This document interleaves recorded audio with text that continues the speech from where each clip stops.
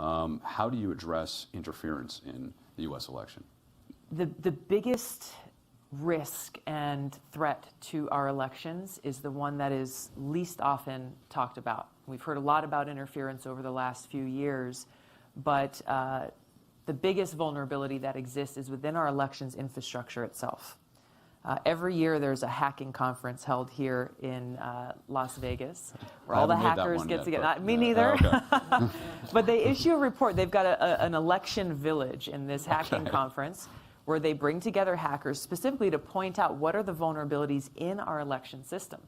And I think it was either in last year or the year before, there was a 15-year-old girl from Florida, high school student, who hacked into a replica of Florida's election system in like 10 minutes.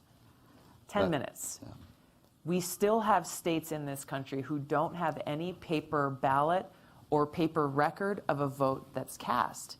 So when you look at this vulnerability that exists for whether it be a foreign country or a bad actor or an individual wanting to go in and actually manipulate the votes that we cast to change the outcome of an election, this is a huge vulnerability that we have to close.